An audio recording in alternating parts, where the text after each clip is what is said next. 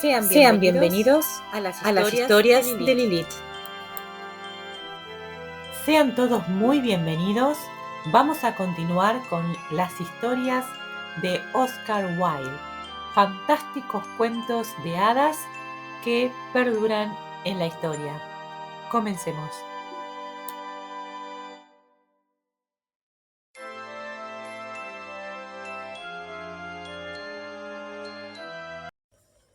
A la mañana siguiente, cuando se reunió la familia Otis para desayunar, trataron bastante extensamente el asunto del fantasma.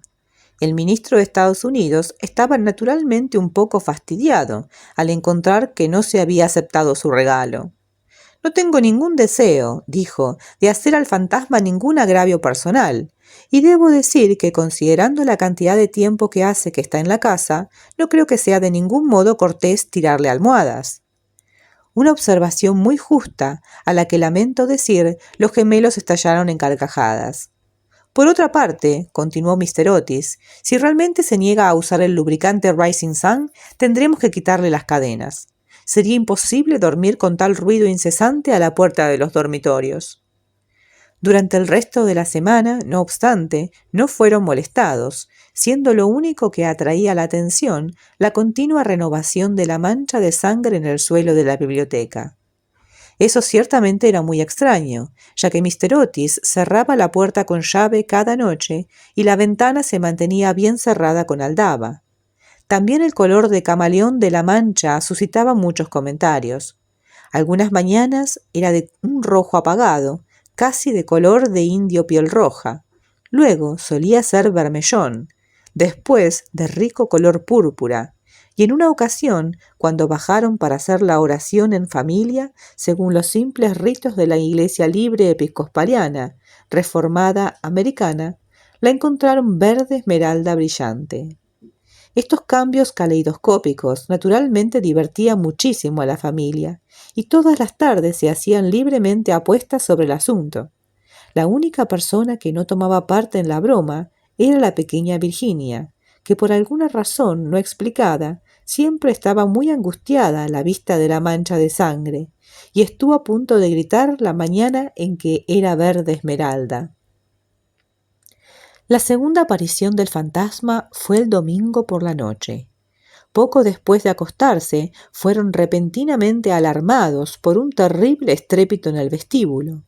Bajando precipitadamente las escaleras, encontraron que una gran armadura antigua se había desprendido de su soporte y se había caído sobre el suelo de piedra, mientras que sentado en una silla de alto respaldo estaba el fantasma de Canterville, frotándose las rodillas con expresión de aguda agonía en el rostro. Los gemelos, que habían llevado consigo sus tirachinas, al punto le descargaron 2 perdigones, con esa precisión de tiro que sólo puede alcanzarse con larga y cuidadosa práctica sobre un maestro de la caligrafía, mientras el ministro de Estados Unidos le cubría con su revólver y le gritaba, al modo californiano, «¡Arriba las manos!». El fantasma se puso en pie de un salto, lanzando un salvaje grito de rabia, y se deslizó entre ellos como una neblina, apagando a su paso la vela de Washington Otis y dejándoles así a todos en total oscuridad. Al llegar a lo alto de la escalera se dominó y decidió lanzar su famosa carcajada demoníaca. Esto le había resultado extremadamente útil en más de una ocasión. Se decía que había vuelto canosa en una sola noche la peluca de Lord Raker, y ciertamente había hecho que 3 institutrices francesas se despidieran antes de cumplir el mes. En consecuencia, se rió con su risa más horrible, hasta que retumbó el viejo techo abovedado una y otra vez. Pero apenas se había desvanecido el temeroso eco, cuando se abrió una puerta y salió Mistress Otis con una bata azul claro. «Me temo que no se encuentre usted nada bien», dijo, «y le he traído una botella de tintura del doctor Dobell. Si es indigestión, encontrará un remedio excelente». El fantasma la miró enfurecido y empezó al punto a hacer preparativos para convertirse en un gran perro negro, un ogro por el que era célebre con toda justicia, y al que el médico de cabecera siempre atribuía la imbecilidad permanente al tío de Lord Canterville, el honorable Thomas Horton. Un ruido de pasos que se acercaban, sin embargo, le hizo vacilar en su feroz propósito, así que se contentó con volverse débilmente fosforescente y se desvaneció con un profundo gemido de ultratumba, justamente cuando los gemelos se aproximaban a él. Al llegar a su habitación se sintió completamente derrotado y fue presa de la más violenta agitación. La vulgaridad de los gemelos y el grosero materialismo de Mistress Otis eran naturalmente fastidiosos en extremo, pero lo que en realidad le afligía más era que no había podido ponerse la cota de malla.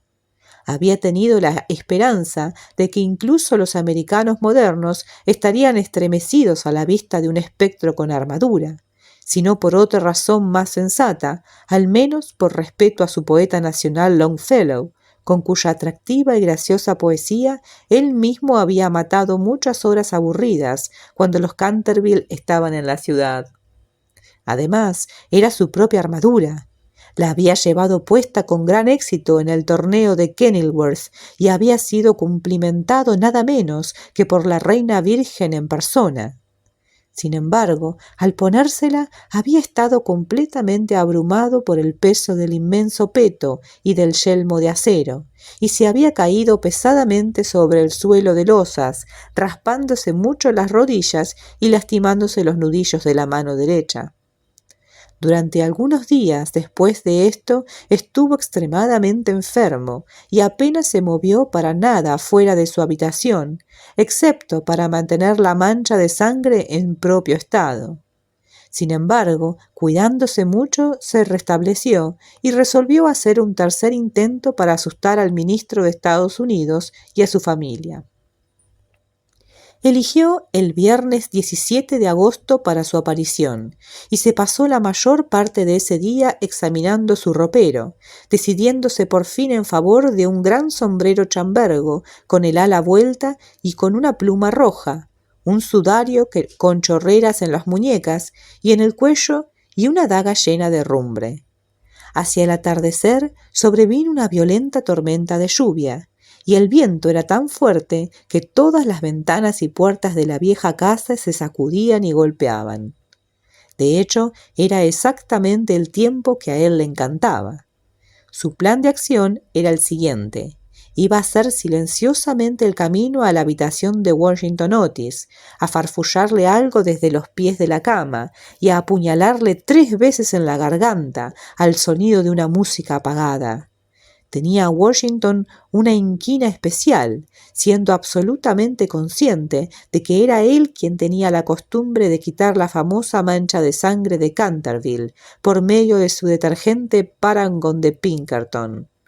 Una vez reducido el joven imprudente y temerario a una condición de abyecto terror, seguiría luego a la habitación ocupada por el ministro de Estados Unidos y su mujer, y allí pondría una mano fría y húmeda sobre la frente de Mistress Otis, mientras silbaba al oído de su marido tembloroso los pavorosos secretos del osario.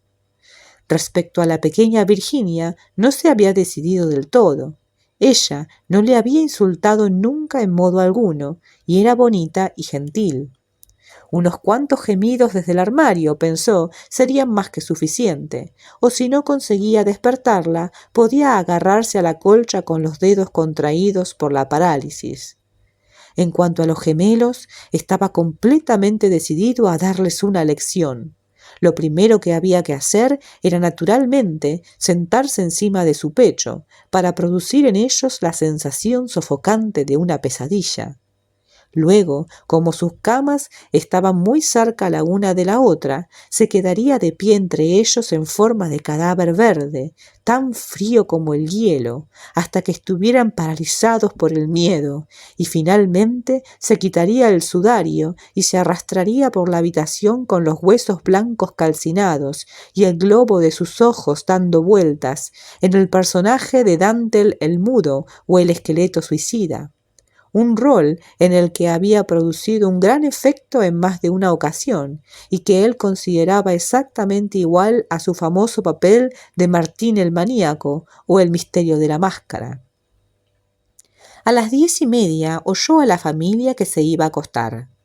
Durante algún tiempo le inquietaron las carcajadas de los gemelos, que con la regocijada alegría de los colegiales evidentemente se estaban divirtiendo antes de retirarse a descansar. Pero a las 11:15 todo estaba tranquilo, y cuando dieron las 12 campanadas de la medianoche salió resueltamente. La lechuza golpeaba los cristales de la ventana, el cuervo graznaba desde el viejo tejo, y el viento vagaba gimiendo alrededor de la casa como ánima en pena. Pero la familia Otis dormía inconsciente de su destino, y dominando la lluvia y la tormenta, podía él oír los firmes ronquidos del ministro de Estados Unidos. Salió con resolución del zócalo, con una perversa sonrisa en su boca cruel y arrugada, y la luna escondió la cara en una nube al pasar él sigilosamente por el gran ventanal, en cuya vidriera estaban blasonadas en azul y oro sus propias armas y las de su esposa asesinada. Siguió deslizándose más y más como una sombra perversa, y parecía que la oscuridad misma sentía repugnancia de él cuando pasaba. En una ocasión le pareció que algo le llamaba y se detuvo, pero era solo el ladrido de un perro de la granja Red, y siguió murmurando extraños juramentos del siglo XVI y blandiendo de vez en cuando la daga llena de rumbre en el aire de la medianoche. Finalmente llegó al recodo del pasillo que conducía a la habitación del infortunado Washington. Se paró un momento allí, mientras el viento agitaba los largos mechones grises alrededor de su cabeza y retorcía en pliegues grotescos y fantásticos el horror sin nombre del fúnebre sudario. El reloj dio entonces el cuarto, y él sintió que había llegado la hora.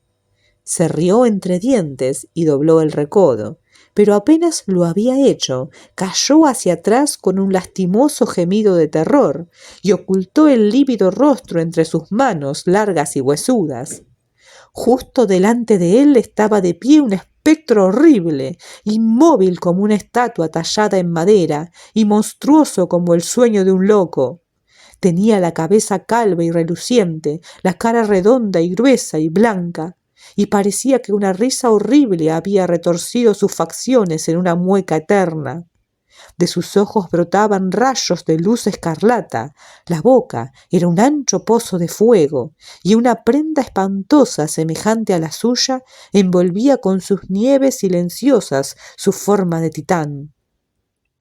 En el pecho había un letrero con una extraña escritura en caracteres antiguos, algún rollo de pergamino infame, parecía, algún documento de pecados demenciales, algún temible calendario de delito, y con la mano derecha sostenía en alto un hacha cimitarra de doble filo de reluciente acero.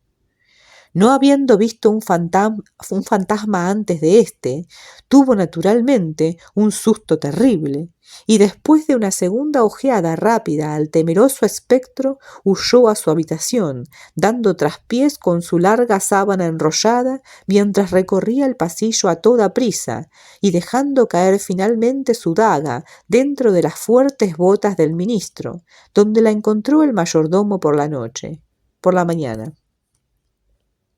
Una vez en la intimidad de su propio aposento, se arrojó sobre un pequeño jergón y escondió la cara debajo de las sábanas. Después de un rato, sin embargo, se rearmó el bravo y viejo espíritu de los Canterville y decidió ir a hablar al otro fantasma tan pronto como fuera de día. Por consiguiente, en el momento en que el alba tocaba con plata las colinas, volvió al sitio en que sus ojos habían visto por primera vez al horripilante fantasma, teniendo la sensación de que al fin y al cabo 2 fantasmas eran mejor que uno, y de que con ayuda de su nuevo amigo podría agarrar sin peligro a los gemelos. Al llegar al lugar, no obstante, su mirada se encontró con una vista terrible. Evidentemente algo le había ocurrido al espectro, pues la luz se había apagado enteramente en sus ojos güeros, se le había caído de las manos la reluciente cimitarra y estaba apoyado en la pared en una actitud forzada e incómoda. Avanzó apresuradamente y le cogió en sus brazos, cuando para su horror se le desprendió la cabeza y rodó por el suelo. El cuerpo se desplomó y se encontró agarrando una cortina de grueso algodón blanco del baldaquino de una cama, mientras yacían a sus pies una escoba, un cuchillo de cocina y un nabo hueco. Incapaz de entender esta curiosa transformación, cogió el letrero con una prisa febril y allí, a la luz gris de la mañana, leyó estas tremendas palabras: El fantasma Otis, el solo espectro verdadero y original. Cuídense vuesas mercedes de las imitaciones. Los otros son todo falsificaciones. Toda la cuestión se hizo luz en él. Había sido engañado, vejado y burlado. Vino a sus ojos la vieja mirada de los Canterville, hizo rechinar una con otra sus encías desdentadas y alzando sus manos descarnadas muy por encima de la cabeza, juró con la pintoresca fraseología de la antigua escuela que cuando Canterville hubiera hecho sonar 2 veces su alegre cuerno, se forjarían hechos de sangre y el crimen saldría a caminar con silenciosos pies. Apenas había concluido este horrible juramento cuando en el tejado de tejas rojas de un caserío distante cantó un gallo.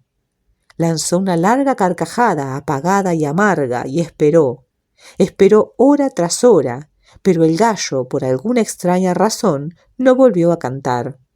Finalmente, a las 7:30, la llegada de las doncellas le hizo renunciar a su vigilia pavorosa, y volvió con paso airado a su habitación, pensando en su vano juramento y en su fracasado propósito. Allí consultó varios libros de la antigua caballería, a los que era en extremo aficionado, y averiguó que en todas las ocasiones en que se había hecho uso de este juramento Candleker había cantado siempre por segunda vez. «Que la perdición se apodere de la pícara ave», murmuró. «Conocí el día en que con mi fuerte lanza le hubiera atravesado la garganta y le hubiera hecho cantar para mí un canto de muerte». Luego se retiró a un cómodo ataúd de plomo y permaneció allí hasta el atardecer. Al día siguiente, el fantasma estaba muy débil y muy cansado. La terrible excitación de las 4 últimas semanas estaba empezando a hacer su efecto. Tenía los nervios completamente destrozados y se sobresaltaba al más leve ruido. Durante 5 días se quedó en su habitación y por fin decidió renunciar a la mancha de sangre en el suelo de la biblioteca. Si la familia Otis no la quería, claramente no se la merecía. Evidentemente era gente que vivía en un plano de existencia bajo y material y era completamente incapaz de apreciar el valor simbólico de los fenómenos sensoriales. La cuestión de apariciones fantasmales y el desarrollo de los cuerpos celestes era desde luego un asunto completamente diferente y en realidad fuera de su control. Tenía la obligación ineludible de aparecer en el corredor una vez por semana y farfullar desde el gran ventanal el primer miércoles y el tercero de cada mes, y no veía cómo podía escapar honorablemente de sus deberes. Es muy cierto que su vida había sido malvada, pero por otro lado era ahora más consciente de todo lo relacionado con lo sobrenatural. Por tanto, los 3 sábados siguientes atravesó el pasillo como de costumbre entre la medianoche y las 3 de la madrugada, tomando todas las precauciones posibles para no ser visto ni oído. Se quitó las botas, caminó tan levemente como le fue posible sobre las tarimas carcomidas, se puso un largo manto de terciopelo negro y tuvo cuidado de usar el lubricante Rising Sun para engrasar sus cadenas, aunque me veo obligado a reconocer que tuvo gran dificultad en convencerse a sí mismo para usar este último modo de protección. Una noche, sin embargo, mientras la familia estaba cenando, se había deslizado al dormitorio de Mr. Otis y se había llevado el frasco. Se sintió bastante humillado al principio, pero después fue lo bastante sensato como para ver que había mucho que decir en favor del invento, y hasta cierto punto le servía a su propósito. Pero a pesar de todo, no dejaban de molestarle. Continuamente extendían cordeles atravesando el pasillo, con los que tropezaba en la oscuridad, y en una ocasión, cuando estaba vestido para representar el papel de Isaac el Negro o el cazador de los bosques de Hogli, tuvo una caída grave al pisar en una pista de mantequilla que habían preparado los gemelos desde la entrada de la cámara de los tapices hasta lo alto de la escalera de roble. Este último agravio le enrabió tanto que resolvió hacer un esfuerzo final para reafirmar su dignidad y posición social, y decidió visitar a los jóvenes e insolentes estudiantes de Eton la noche siguiente en su famoso personaje de Rupert el Temerario, o el Conde sin Cabeza. Hacía más de 70 años que no aparecía con ese disfraz. De hecho, desde que había asustado tanto por medio de él a la linda Lady Barbara Modish, que repentinamente rompió su compromiso con el abuelo de Lord Canterville actual y se fugó a Gretna Green con el apuesto John Castletown, declarando que nada en el mundo la induciría a entrar por matrimonio en una familia que permitía que un fantasma tan horrible se paseara allí, arriba y abajo, por la terraza a la luz del crepúsculo. Al pobre Jack le mató después Lord Canterville en un duelo en Wandsworth Common, y Lady Barbara murió con el corazón hecho pedazos antes del cabo de año, así es que por cualquier lado que se mirara había sido un gran éxito. No obstante, era un disfraz extremadamente difícil, si puede usarse tal expresión del teatro en relación con uno de los mayores misterios de lo sobrenatural, o para emplear un término más científico, del mundo hipernatural, y tardó 3 horas enteras en hacer sus preparativos. Al fin, todo estaba preparado, y él se sentía muy complacido por su aspecto. Las grandes botas de montar de cuero que iban con el traje le estaban algo grandes, y solo pudo encontrar una de las 2 pistolas de arzón, pero en su conjunto estaba bastante satisfecho, y a la 1:15 se deslizó por el zócalo y recorrió cautelosamente el pasillo. Al llegar a la habitación de los gemelos, que debiera mencionar que era llamada la alcoba azul por el color de los cortinajes, encontró la puerta entornada. Deseando hacer una entrada de efecto, la abrió de par en par y le cayó encima una pesada jarra de agua, calándole hasta los huesos y casi rozándole el hombro izquierdo a un par de pulgadas. En el mismo momento oyó carcajadas sofocadas que procedían de la cama de las 4 columnas. La conmoción de su sistema nervioso fue tan grande que huyó a su habitación tan deprisa como pudo, y al día siguiente tenía un fuerte resfriado. Lo único que le consolaba de algún modo en todo el asunto era el hecho de que no llevaba la cabeza consigo, pues de haberlo hecho, las consecuencias podían haber sido muy graves. Desde entonces renunció a toda esperanza de atemorizar nunca a esta ruda familia americana, y se contentaba, por regla general, con deslizarse por los pasillos en babuchas rebordeadas, con una gruesa bufanda roja enrollada al cuello, por miedo a las corrientes, con un pequeño arcabuz por si le atacaban los gemelos. El golpe de gracia lo recibió el 19 de septiembre. Había bajado al gran salón de entrada, con la seguridad de que allí, en cualquier caso, no sería molestado en absoluto, y se lo estaba pasando bien, haciendo observaciones satíricas sobre las grandes fotografías del ministro de Estados Unidos y de su esposa, hechas por Saroni, que habían sustituido ahora a los retratos de la familia Canterville. Estaba vestido sencilla pero apropiadamente con un largo sudario, salpicado de barro del camposanto, y tenía sujeta la mandíbula por medio de una tira de lino amarillo anudada, y llevaba una pequeña linterna y una pala de sepulturero. De hecho, estaba vestido para el personaje de Jonás sin tumba, o el secuestrador de cadáveres del granero de Chertsey, una de sus caracterizaciones más notables, y que los Canterville tenían toda clase de razones para recordar, ya que era el verdadero origen de su pendencia con su vecino, Lord Rutherford. Eran aproximadamente las 2:15 de la madrugada.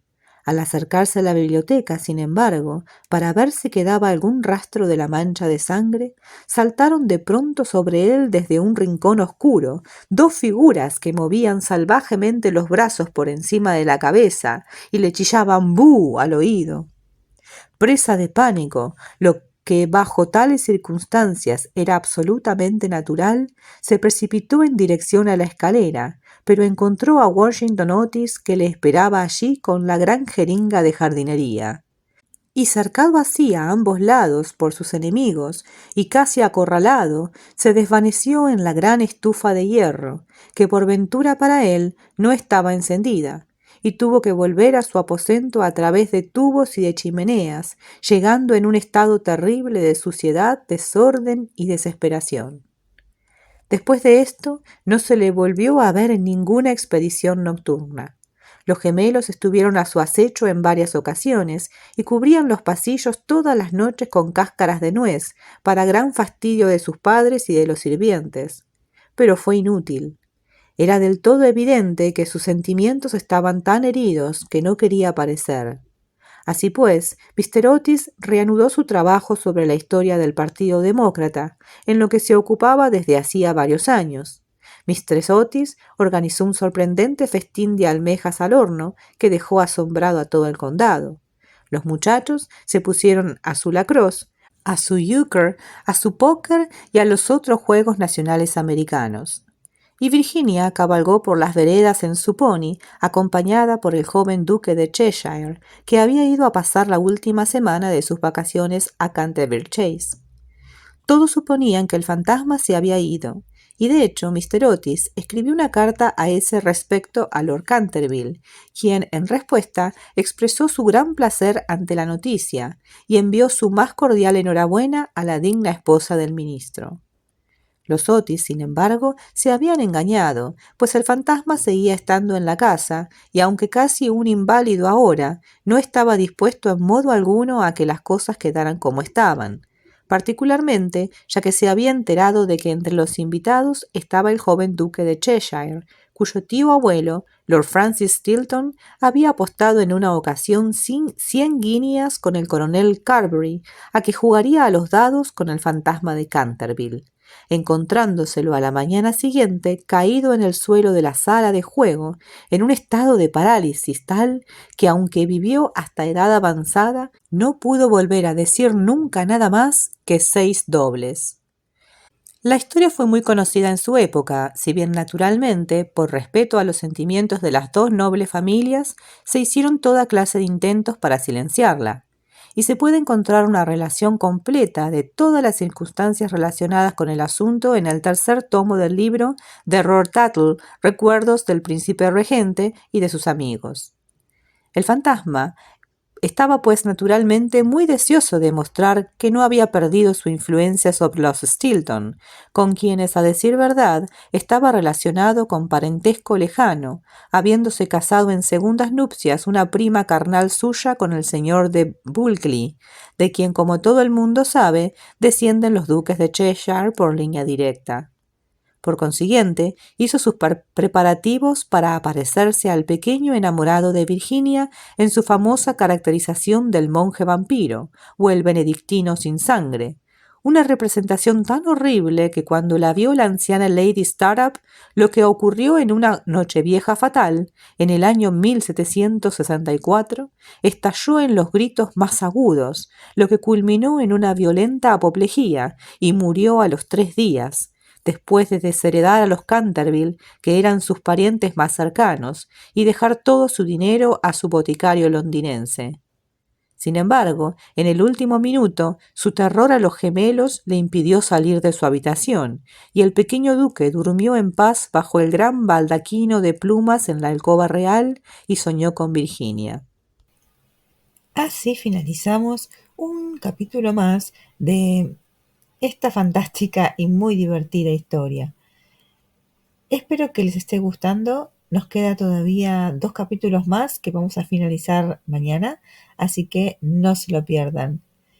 Suscríbanse, dejen comentarios y likes si es que pueden, y los espero mañana.